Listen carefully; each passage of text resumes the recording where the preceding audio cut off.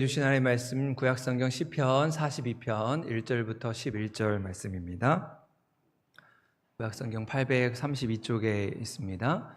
시편 42편 1절부터 11절 말씀 한 절씩 교독하시겠습니다. 하나님이여 사슴이 시냇물을 찾기에 갈급함 같이 내 영혼이 주를 찾기에 갈급하니이다.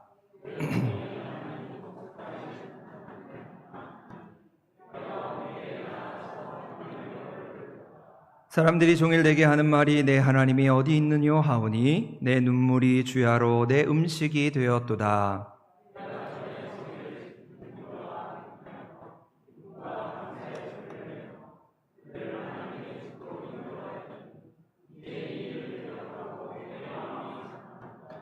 내 영혼아 내가 어찌하여 낙심하며 어찌하여 내 속에서 불안해하는가. 너는 하나님께 소망을 두라. 그가 나타나 도우심으로 말미암아 내가 여전히 찬송하리로다.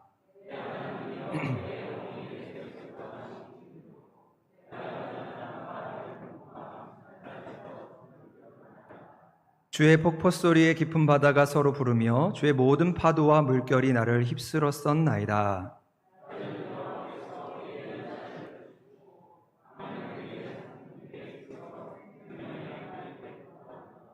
내 반석이신 하나님께 말하기를 어찌하여 나를 잊으셨나이까. 내가 어찌하여 원수의 압제로 말미암아 슬프게 다니나이까 하리로다.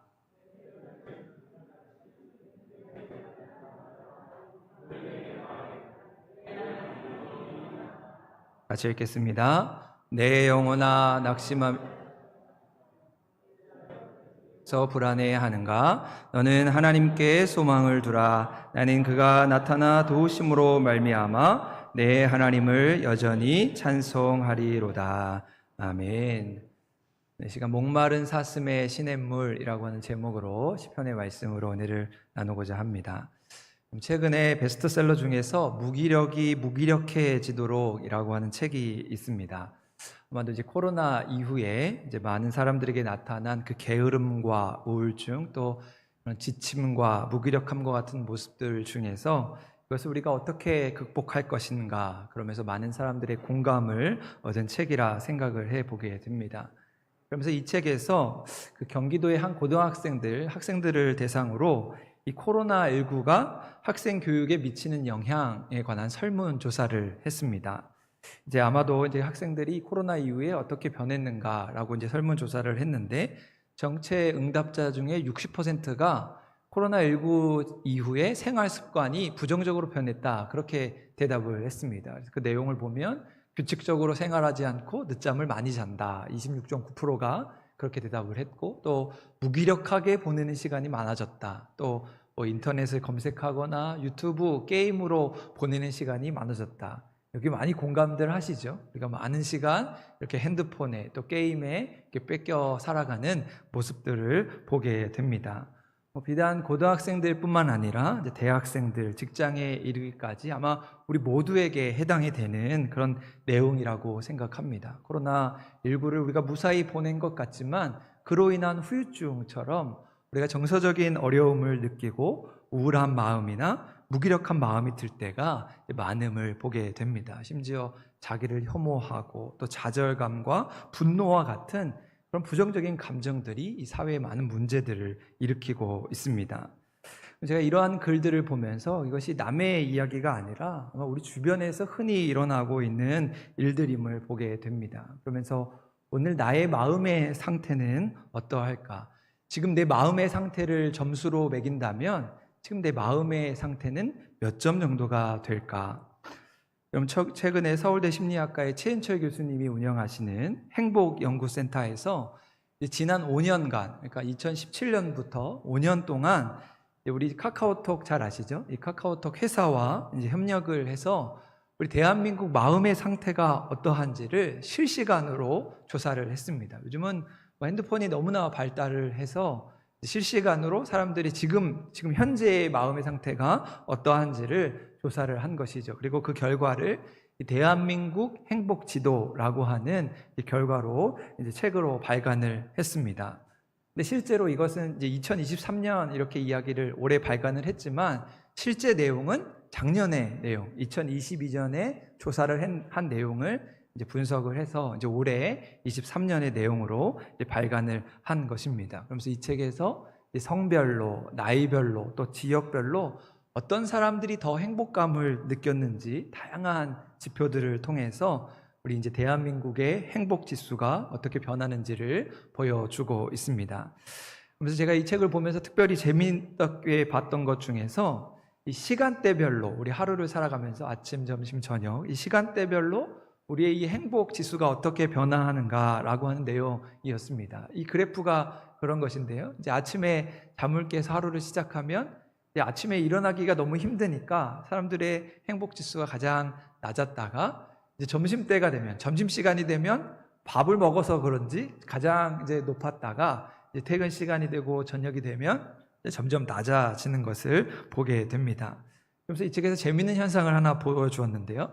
대한민국 주부들의 데이터를 따로 모은 거예요. 주부들만 따로 그 데이터를 모아봤더니 대한민국 주부들이 하루 종일 기분이 좋다가 저녁 5시가 되면 갑자기 이 행복지수가 뚝 떨어지더라. 왜 그런 걸까 생각을 해봤더니 아마 남편 퇴근 시간이 다가오면 주부들의 이 행복지수, 안녕지수가 점점 떨어지는 것이 아닐까, 이제 그런 분석의 내용을 보게 되었습니다. 이제 그러면서 이 책에서 이제 대한민국 성별로도 그 지수를 이제 파악을 했는데요. 그럼 대한민국에서 남자가 더 행복할까요? 아니면 여자가 더 행복할까요? 네, 여러분 어떻다고 생각하십니까? 그래프를 보면 우리 작년 2022년에 한해서 우리 남자들이 여자보다 더 행복감을 느끼고 있는 것으로 보여집니다. 그래서 우리 파란색으로 표시된 게 남자이고 보라색으로 표시된 게 여자인데 위쪽 그래프를 보면 대부분 남성들이 지수가 높은 것을 보게 됩니다. 그에 대한 이유로 이제 아래 그래프를 보시면 이 여성들이 이 부정적인 감정에 조금 더 예민하다는 것을 보게 됩니다. 짜증나고 우울하고 불안한 감정들이 이 여성들에게서 더 자주 나타나더라. 그래서 아마도 이런 행복지수가 낮은 것이 아닐까 그렇게 생각을 했습니다. 또 나이별로 보면 어떨까? 우리 왼쪽 그래프를 보시면 이제 연령에 따른 안녕지수가 나오는데 10대가 딱 평균이거든요. 5점 정도가 평균인데 10대 때 평균 점수를 했다가 이제 20대가 되면 가장 낮고 또 그러면서 40대 그러면서 60대가 되면 우리나라에서 60대가 가장 행복지수가 높더라. 그렇게 분석을 했습니다. 왜 그런 것일까? 오른쪽 그래프를 보면 우리나라의 40대가 가장 스트레스가 높은 것으로 이렇게 파악이 됐습니다. 아마 이제 가계를 책임지고 미래가 불안하고 이제 그것에 따라서 이제 40대가 가장 불행한 그런 시대를 살아가고 있다. 그것이 이 행복지수에 영향을 미친 것으로 보여집니다. 그러면서 또 제가 이 책을 이렇게 읽으면서 눈길을 끌었던 것이 이제 우리나라 지역별 그런 행복지수였습니다. 왜냐하면 제가 이것을 보는데 깜짝 놀라는 게 우리 충북이 작년 지수에서 우리 밑에서 두 번째, 꼴찌에서 두 번째 5.17점이 나왔는데 우리 밑에서 두 번째였기 때문에 낮은 점수를 기록했기 때문이죠. 그리고 오른쪽 그래프를 보시면 2021년 대비 2022년이 가장 많이 떨어진, 그러니까 작년에 가장 불행한 지역이 충북 지역이었다. 그래서 오른쪽 그래프에 마이너스 7점 이렇게 되어 있는데 우리 충북이 이제 전국에서 가장 행복지수가 낮았다. 그러면서 이 책에서 아예 한 페이지를 이제 할애해서 왜 충북이 이렇게 행복지수가 떨어졌는가, 그러면서 그거에 대한 내용을 분석했습니다. 청년 실업률이 떨어지고 경제적인 상황들 또 지역적인 상황들 이제 그거에 따라서 우리 충북이 이렇게 좀 떨어졌다 이야기하는 것을 보았습니다. 우리 충북 사람들이 분발해야 되지 않을까 이제 그런 생각을 하기도 했는데요. 그러면서 이 책에서 작년 2022년을 요약하는 단어가 위기의 만성화입니다. 계속 우리가 코로나로부터 많은 어려움을 겪다 보니까 이제 이게 만성화되어서 그것을 느끼지 못한다는 것이지요. 코로나19가 종식되면서 많은 사람들이 이제는 조금 더 나아지겠지, 조금 더 행복해지겠지 그런 기대감이 있었는데 이제 곧 이어 불어닥친 그 경제 불황 또 그런 위기의 모습들 이런 것을 통해서 우리가 삶의 불안과 무기력에 빠졌다는 것이지요. 이 그래프가 보여주는데요. 2020년, 21년 코로나가 나아지면서 사람들이 조금씩 좋아지는가 했는데 작년에 그 기대감이 뚝 떨어진 것을 보게 됩니다. 그러면서 이제 우리가 삶이 조금 더 나아지지 않고 조금 더 불안하고 낙심되는 상황들이 작년 안에 우리 가운데 있었다는 것을 보여주고 있습니다. 여러분, 이러한 행복에 대한 조사는 현재 이제 카카오톡에서 운영을 하고 있는데요. 우리 카카오톡 마음 날씨라고 검색을 해보시면 그 플랫폼에서 얼마든지 자유롭게 지금 대한민국에서 내가 어느 정도 행복한 위치에 있는지를 파악을 해볼 수가 있습니다. 저도 어제 한번 해봤거든요. 근데 저는 감사하게도 그래도 대한민국 평균보다는 좀 높더라고요. 그래서 내가 잘 살아가고 있구나 이렇게 생각을 했는데요. 이 이제 플랫폼에서 질문하는 내용이 이렇습니다. 요즘 당신의 삶에 얼마나 만족하십니까? 어제 얼마나 걱정이 많으셨습니까? 어제 얼마나 행복을 느끼셨습니까? 당신의 인생에서 하는 일들이 얼마나 가치 있다고 느끼십니까? 이제 그것을 우리 10점으로 해서 이렇게 점수를 매기면 그래서 평균을 내서 나의 안녕 지수, 행복 지수를 점수로 내어주는 것입니다. 여러분은 이러한 질문에 어떻게 대답할 수 있겠습니까? 내 마음의 상태, 내 마음의 날씨는 지금 어떠한 상태이십니까? 맑음이십니까? 아니면 흐림이십니까? 혹여라도 내 마음에 천둥 번개가 치고 있다면 지금 내 마음이 심각한 상태인 것이지요. 오늘 그렇게 우리의 마음을 돌아보면서 하나님을 예배할 때 우리가 가진 신앙을 가지고 이 불안과 무기력의 시대를 우리가 어떻게 이기고 나아갈 것인가 함께 묵상을 해보고자 합니다. 그런 의미에서 오늘 우리가 시편 42편의 말씀을 함께 읽었는데요. 여러분, 시편 42편은 이 시편 150편의 장대한 분량 중에서 제2권을 시작하는 그런 말씀입니다. 그래서 요즘 우리 성경에 보면 42편 위에 그 제목이 붙어 있고 그 위에 제2권 이렇게 표시가 되어 있는 것을 보게 됩니다. 그래서 우리가 보기에는 시편 150편이 다 똑같은 시편, 하나의 시편처럼 보이지만 자세히 보면 이 시편 150편이 5개의 묶음으로 되어 있는 것을 보게 됩니다. 그 내용이 이것인데요. 예전 수요 성경 공부 시간에 이제 지혜서를 다루면서 이 시편을 자세히 설명을 한 적이 있습니다. 이렇게 시편을 5권으로 5개의 묶음으로 구분을 할 수가 있는데 이것은 구약 성경을 시작하는 앞부분, 우리 모세오경이라고 하죠. 창세기, 출애굽기, 레위기, 민수기, 신명기 이렇게 5권의 구조와 그 주제를 따라서 거기에 맞는 내용들을 이렇게 5개로 묶은 것을 보게 됩니다. 그러면서 그 주제와 내용으로 이 시편들을 이렇게 분류하고 있는데 오늘 42편이 속한 이 제2권은 출애굽기의 주제의 내용에 연결됨을 보게 됩니다. 그래서 이 시편 42편부터 72편까지는 그 출애굽하게 하신 그 하나님의 구원에 대한 그 찬양과 노래를 담고 있습니다. 우리를 삶의 노예에서 구원하신 하나님, 우리의 삶의 모든 역경에서 우리를 도우시는 하나님, 우리의 모든 슬픔과 탄식으로부터 우리를 그 건지신 하나님, 그 하나님에 대한 찬양의 노래를 담고 있는 것이지요. 그래서 아까 그 책의 내용에 보시면 42편에는 별도의 제목이 붙어 있습니다. 그 제목을 보면 고라 자손의 마스길이라고 하는 제목이 붙어 있는데요. 마스길이라고 하는 것은 교훈이라고 하는 뜻이고 고라 자손은 레위 계열의 그 제사장 집안이었는데 민수기 말씀에 보면 모세를 비방하고 반기를 들었다가 저주를 받은 가문이 바로 이 고라 자손입니다. 그런데 이 고라 자손의 후손들이 그야말로 환골탈태, 회심을 하여서 다윗의 시대에 그들이 선택을 받아 하나님을 찬양하는 우리 이제 성가대라고 하죠. 찬양대의 역할을 감당하면서 이런 시편의 내용들을 기록한 것을 보게 됩니다. 그러면서 오늘 말씀은 그 하나님의 사람들, 그 하나님을 섬기는 사람들이 겪게 되는 삶에 찾아오는 그 많은 영적인 침체와 그 낙심된 마음, 그 괴로운 마음을 겪을 때 하나님이 우리를 어떻게 출애굽시켜 주시는가, 하나님이 우리를 어떻게 구원해 주시는가에 대한 내용을 담고 있는 것이죠. 우리의 삶에서 부단히 경험하는 그 낙심과 불안에서 우리를 건지시고 치유하시고 회복하시는 그 하나님에 대한 찬양의 내용을 담고 있다는 것입니다. 그렇다면 오늘 시편 42편의 시인은, 이 시편 42편을 지은 사람은 왜 이렇게 영적으로 낙심하게 되었을까? 시편의 내용을 읽으면 그는 먼저 하나님을 예배할 수 없어서 낙심하게 되었다고 이야기합니다. 시인은 지금 이스라엘의 최고 북쪽, 최북단인 헐몬산의 억류가 되어서 자유롭지 못한 신분으로 살고 있으면서 지금 예루살렘 성전에 나아갈 수 없는 그 상황 가운데서 그 괴로운 마음을 하나님께 노래하고 있는 것이지요. 성전에서 예배를 드릴 수 없는 그 영적인 갈증과 갈급함으로 인해서 그 안에 찾아오는 그 근심과 불안을 떨쳐내지 못하고 그에게 엄습하고 있는 그 낙심된 상황을 우리에게 보여주고 있습니다. 그것이 오늘 우리가 읽었던 5절의 말씀인데요. 우리 5절 말씀 한 번 더 화면을 보시고 함께 읽도록 하겠습니다. 5절입니다. 시작. 내 영혼아 내가 어찌하여 낙심하며 어찌하여 내 속에서 불안해하는가. 너는 하나님께 소망을 두라. 그가 나타나 도우심으로 말미암아 내가 여전히 찬송하리로다. 아멘.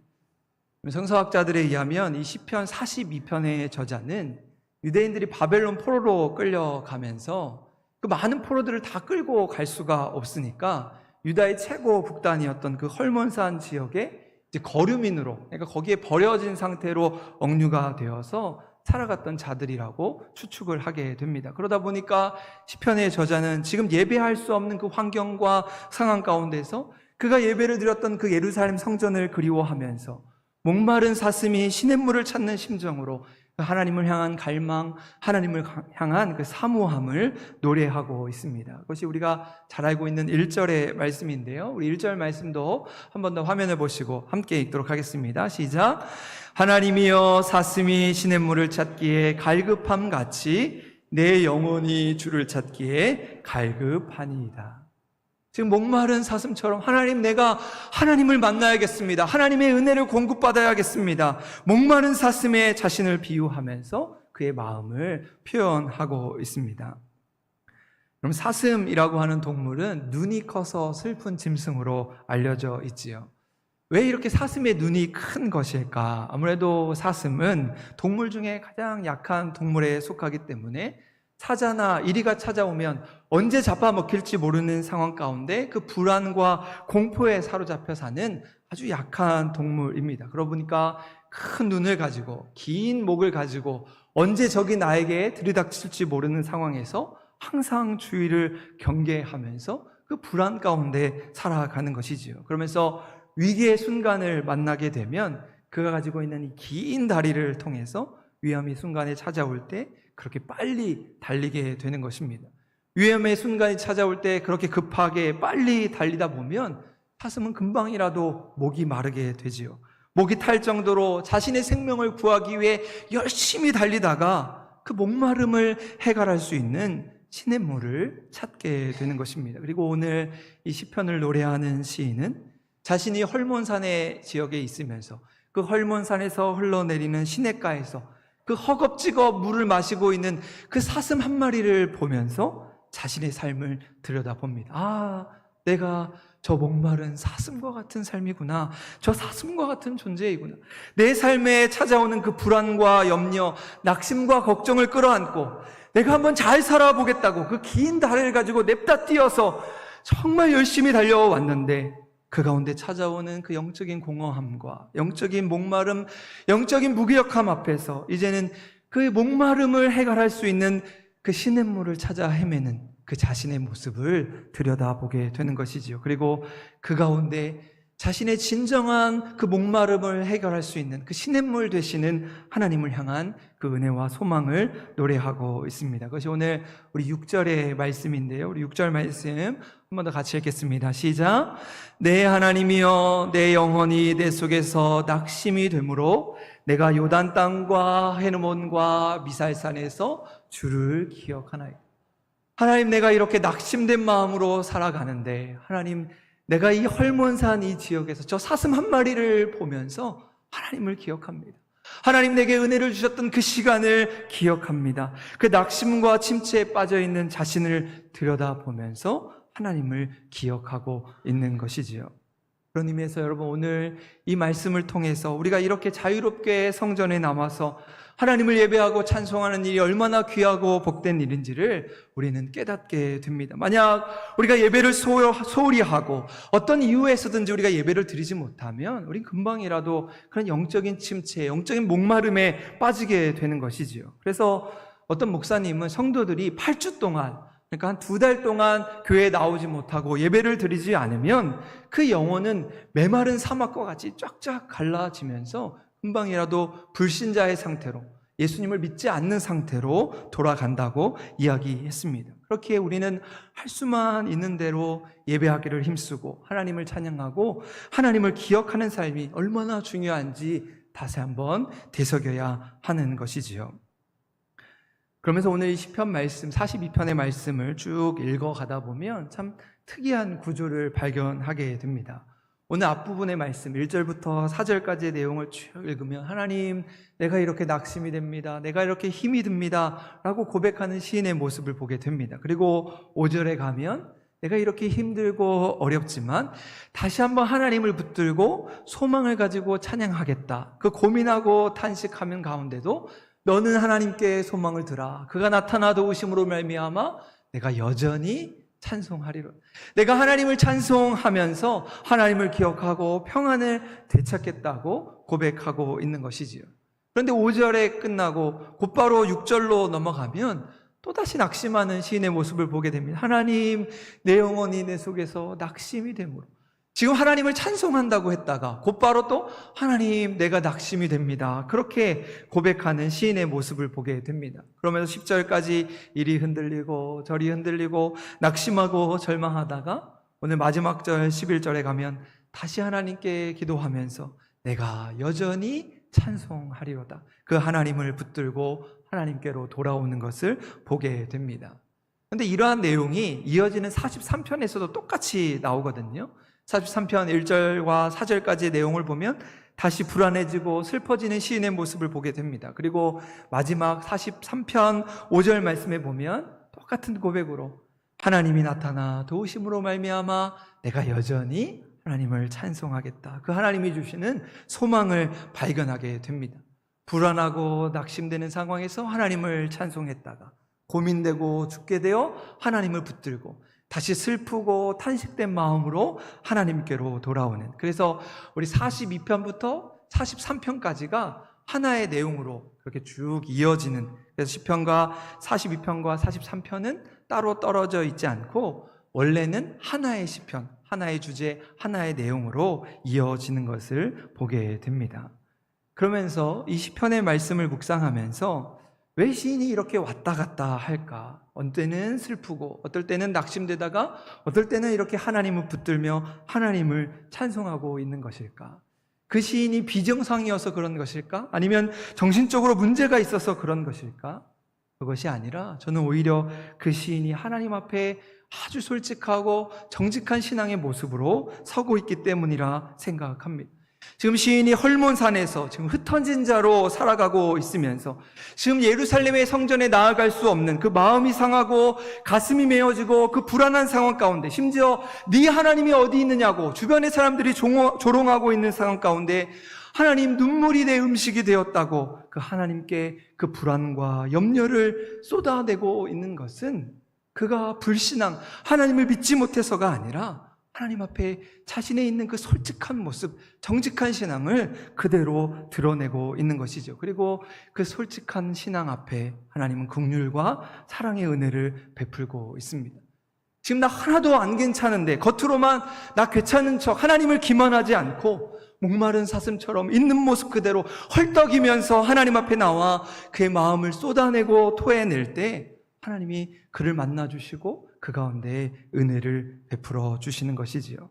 그래서 사도 바울은 그러한 모습을 이렇게 고백합니다. 오라, 나는 곤고한 사람이로다. 이 사망의 몸에서 누가 나를 건져내랴. 그럼 사도 바울이 하나님의 직분을, 사도로서의 직분을 감당하면서 내 마음속으로는 선을 행하고 믿음대로 살아가고 하나님의 뜻대로 살고 싶은 마음이 너무나도 간절한데 내가 살아가면서 그렇게 살아가지 못하는 자신의 삶을 두고 고통스러워하는 솔직한 사도 바울의 모습을 보게 됩니다. 여러분, 사도 바울이라고 좀 멋지게 고백하고 싶지 않았겠습니까? 폼나게 고백하고 싶지 않았겠습니까? 적당히 타협하면서 안 그런 척, 대단한 척하고 싶지 않았겠습니까? 하지만 그는 그 자신에게 있는 그 육체의 가시로 인해 더욱더 하나님께 매달리고 자신 안에서 갈등하고 분열하고 있는 그 솔직한 자신의 모습을 하나님께 내어드리면서 오라, 나는 곤고한 사람이로다. 고백하는 사도 바울의 모습을 보게 됩니다. 그리고 하나님 그러한 사도 바울에게 찾아가셔서 내 은혜가 내게 족하다 말씀하시고, 사도 바울은 그런 하나님의 은혜를 붙들고 그 하나님의 은혜를 자랑하며 살아가는 모습을 보게 되는 것이지요. 여러분, 우리는 누구나 행복한 삶을 살아가기를 원합니다. 그런데 그 행복한 삶을 살아가고자 할 때 그것을 방해하는 결정적인 두 가지의 원인이 있습니다. 그것은 불안과 조급함이죠. 우리의 삶에서 불안한 마음이나 어떤 조급한 마음이 찾아오면 우리가 진정 보아야 할 것을 보지 못하고 누려야 할 것을 누리지 못하는 그런 불행에 빠지게 되는 것입니다. 제가 그림 하나를 보여드릴 텐데요. 여러분, 이것이 어떤 단어로 보이십니까? S로 보이십니까? 아니면 F로 보이십니까? 여러분, 심리학에서 지각 능력을 파악할 때 두 가지가 있다고 하죠. 하나는 부분을 보는 능력이고 또 하나는 전체를 보는 능력입니다. 그러니까 우리가 삶을 살아갈 때 때로는 부분을 보기도 하고 전체를 보기도 해야 하는데, 그런데 우리의 삶을 살아갈 때 어떤 불안이 내게 찾아오면, 내가 근심과 걱정거리, 조급한 마음이 내게 찾아오면 여기서 S를 보지 못하고 F에 매달려서 그 조급한 마음을 가지고 내 삶이 불안에 빠지게 되는 것을 보게 됩니다. 우리의 삶이 이렇게 넓은 숲을 바라보면서 그 광활하신 하나님의 은혜 가운데서 우리의 인생의 의미를 찾아야 하는데, 불안과 조급한 마음이 들면 나무만 바라보면서 지금 내가 어디에 있는지, 내가 어디로 가고 있는지 알지 못한 채 늘 불안한 마음 가운데 살아가고 있게 되는 것입니다. 심리학에서 흰곰 실험이라고 하는 것이 있습니다. 실험을 할 때 실험자들을 앞에 두고 5분 동안 자유롭게 생각을 하시고 떠오르는 것을 자유롭게 이야기해 주세요 라고 실험자에게 부탁을 합니다. 그러면 실험자가 5분 동안 머릿속에 떠오르는 것을 생각하는 것이죠. 먹고 싶은 것, 우리 집안의 그런 식구들, 또 내가 앞으로 해야 할 것들, 자유롭게 그런 것들을 떠올리게 됩니다. 그리고 이제 5분이 지나면 두 번째 실험을 하는데 똑같이 5분 동안 자유롭게 생각하시고 떠오르는 것을 이야기해 주세요. 그러면서 그 뒤에 단서를 붙입니다. 단 흰곰을 생각하지 말아요. 웬 흰곰? 근데 뭐 흰곰 그거 생각 안 하면 되지 하고 5분의 시간을 주면 이 실험자가 그때부터 흰곰만을 생각합니다. 먹을 것을 생각해도 흰곰이 떠오르고, 집에 있는 남편이나 아내를 생각해도 흰곰이 떠오르고, 무엇을 생각하든지 다 이 흰곰만 떠오르다는 것이죠. 그래서 세 번째 실험을 하면서 이번에는 마음껏 생각하십시오. 흰곰을 생각해도 아무 상관이 없습니다 라고 또 5분의 시간을 주면 이 실험자가 또 마찬가지로 그때부터 흰곰만 떠오르게 되는 것입니다. 흰곰을 생각하지 마세요, 아니면 흰곰만 생각하세요 라고 했을 때 그의 삶의 생각이 온통 이 흰곰 안에 잡혀 있는 것을 보게 되더라는 것이지요. 여러분, 이것이 무엇을 의미하는 것일까? 여러분, 내 속에 우리가 삶을 살아갈 때 우리가 어떤 불안이나 어떤 문제에 사로잡히게 되면 그것에서 헤어나올 수 없더라는 것이죠. 특히 부정적인 생각, 힘든 생각에 우리가 사로잡히게 되면 이 전체를 보는 능력이 사라지더라는 것입니다. 불안해하지 마, 걱정하지 마, 염려하지 마. 우리는 이런 말을 수도 없이 듣고 너무나도 잘 알고 있지만, 그러나 때는 그것이 내 삶의 흰곰이 되어서 어딜 가든지 무엇을 하든지 그 불안과 걱정에 사로잡혀 헤어나오지 못하는 우리들을 보게 되더라는 것이지요. 그래서 우리는 우리가 기도할 때 내가 어찌하여 낙심하며 불안해하는가, 이 기도에서 멈추면 안 되는 것이지요. 우리의 불안과 조급함이 하나님을 바라볼 수 없게 만드는 것입니다. 불안해하지 말아야지, 조급해하지 말아야지, 아무리 다짐하고 결심한다고 하더라도 오히려 우리는 그것에 사로잡혀 살아가게 되는 것입니다. 그렇기에 우리는 오늘 시편을 노래한 시인처럼 그 낙심과 불안 가운데 있어 그 하나님께 소망을 두는 노래를 불러야 하는 것이죠. 너는 하나님께 소망을 두라. 그가 나타나 도우심으로 말미암아 내가 여전히 찬송하리로다. 우리의 기도가 낙심과 불안에서 그쳐지지 않고 하나님께 소망을 두면서 하나님께서 우리의 소망이 되어줄 수 있도록 그 하나님을 찬양해야 하는 것입니다. 내가 걱정하는 것, 나를 우울하게 만드는 것, 나를 포기하게 만들고 힘들게 하는 것, 그것에만 매여 있으면 우리는 평생 불안과 염려의 노예로 살아가게 됩니다. 하지만 그것을 떨쳐내고 우리는 하나님께 소망을 두고 하나님을 향한 갈망, 하나님을 향한 갈급함을 가지고 하나님의 도우심을 의지하고 살아갈 때 내 삶에 찾아온 그 흰곰을 유이 떨쳐내고 우리 능력 있게 살아갈 수 있게 되는 것입니다. 그럼 더 램 오브 갓, 하나님의 어린 양이라고 하는 책에 보면 이런 이야기가 소개됩니다. 한 아버지에게 어린 딸이 하나 있었는데 그 어린 딸이 백혈병을 앓고 있었습니다. 그래서 아버지는 교회 갈 때마다 그 딸을 위해서 진심으로 기도합니다. 하나님, 우리 딸을 고쳐주세요. 하나님, 우리 딸 살려주세요. 그런 간절한 마음으로 딸의 병을 위해서 기도했습니다. 그리고 이제 직장을 마치고 집에 갈 때면 늘 병원에 들려서 딸을 위해서 기도하고 딸에게 힘을 내라고 그렇게 응원을 주곤 했는데, 특별히 그날은 딸의 12번째가 되는 생일날이었습니다. 그래서 딸을 축하해 주기 위해서 이제 생일 케이크를 가지고 이제 그 빵집을 나오는데 전화 한 통이 걸려옵니다. 그래서 전화를 받았는데 그 백혈병을 앓고 있던 딸이 죽었다는 소식이었습니다. 그래서 그 아버지는 그 딸의 생일을 축하하기 위해 산 그 케이크를 가지고 예배당으로 가게 됩니다.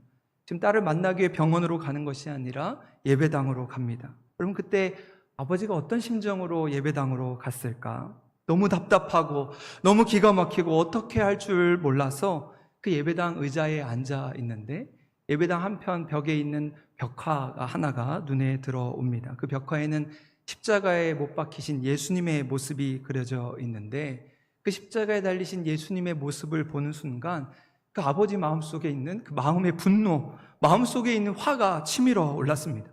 아니, 그렇게 한 번만 살려달라고 그렇게 간절히 기도했는데 그렇게 딸의 삶을 데리고 가신 그 하나님께 너무 화가 치밀어 올라서 너무 분노하는 마음으로 그 손에 들고 있는 케이크를 예수님의 얼굴을 향해 냅다 집어 던졌습니다. 그러자 그 케이크가 그 벽화에 있는 예수님의 얼굴을 맞고 그냥 팍 하고 퍼져버린 것이죠. 그리고 한참을 주저앉아 있는데 그 예수님의 얼굴에 던져진 그 케이크가 뚝뚝 떨어지기 시작합니다. 그리고 한참을 그 모습을 보고 있는데 자신의 모습을 보며 눈물을 흘리고 있는 그 하나님의 마음이 느껴지기 시작했습니다. 여러분, 그 예수님의 십자가는 바로 저와 여러분의 죄 때문에 그 하나님의 분노와 진노가 쏟아진 우리를 향해 던져진 현장인 것이죠.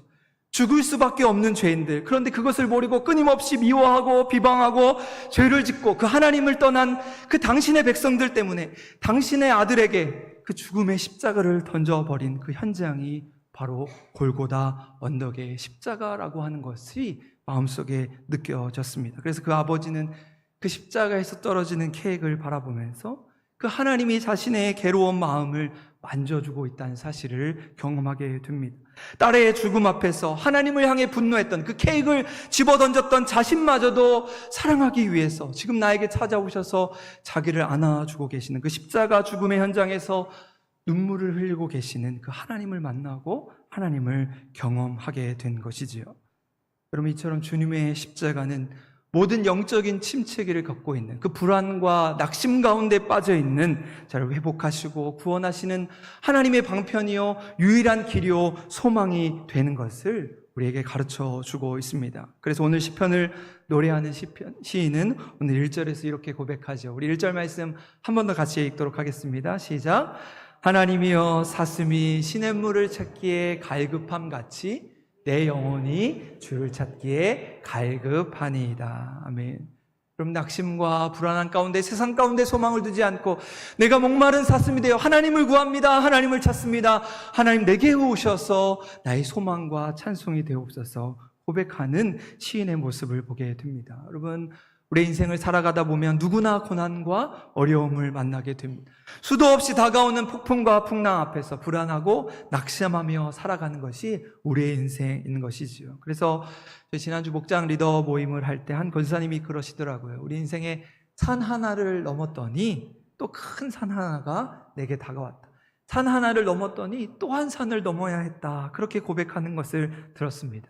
하지만 우리는 그때 그 산을 바라볼 것이 아니라 그 산 너머 뒤에 계시는 우리를 안아주시는, 두 팔 벌려 안아주시는 그 하나님을 바라보면서 너끈히 그 하나님을 소망하며 하나님을 의지하며 산을 넘고 그 십자가의 사랑의 자리로 나아가는 우리 믿음의 성도들이 될 수 있기를 간절히 소망합니다. 오늘 우리가 목마른 사슴이 되어서 시냇물을 찾기에 갈급한 같이 오직 우리 하나님이 우리의 삶의 모든 목마름을 해결하시고 우리의 영원한 샘물이 되셔서 오늘 그 예배의 자리에서 그 하나님을 만나고 하나님을 경험하는 우리 모든 믿음의 성도 될 수 있기를 주님의 이름으로 간절히 소망합니다.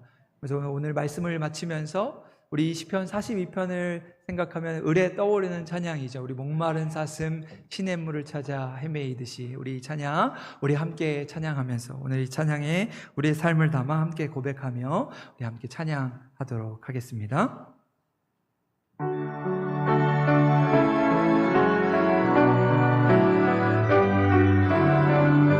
우리 함께 고백해 볼까요? 함께 찬양합니다. 목마른 사슴 목마른 사슴 시냇물을 찾아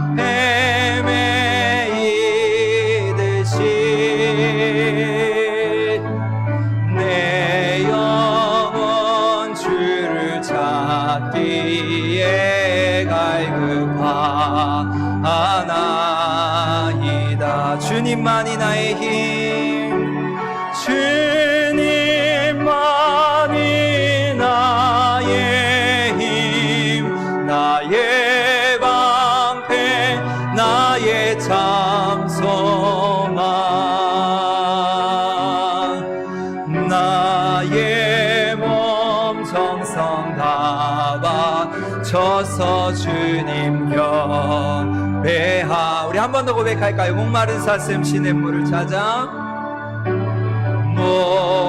목마른 사슴 시냇물을 찾아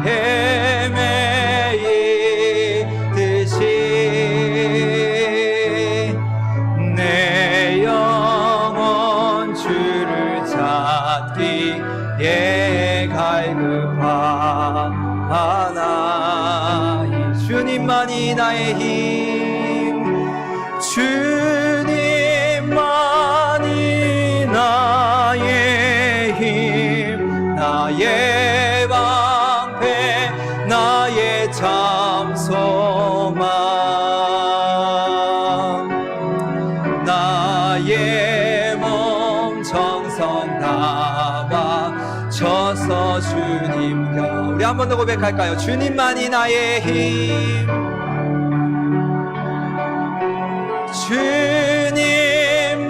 주님만이 나의 힘 나의 방패 나의 참 소망